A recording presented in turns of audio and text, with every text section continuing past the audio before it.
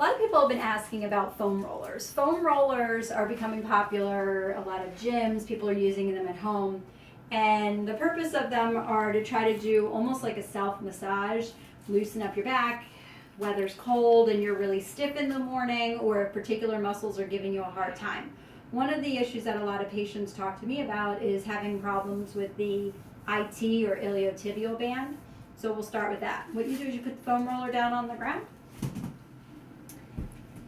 and you put that body part down onto the foam roller, and you can put one leg back here for support and your weight on your hand so that you're not putting a lot of pressure on the leg. What you can do is then you can start to roll back and forth, weight just a little bit on the leg, and trying to massage out the areas that are a little bit tight along in that side of the leg. Just going into different spots, keeping it slow and controlled. And just do a bunch of passes back and forth like that. Then what you can do from there is another area that gives a lot of people problems is going to be the buttocks and then into the back.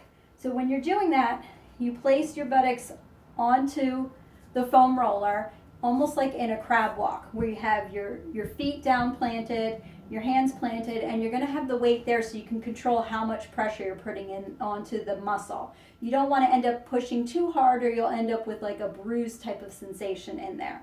So then what you're going to do is massage back and forth over the glute muscles, the piriformis muscle, and you just roll back and forth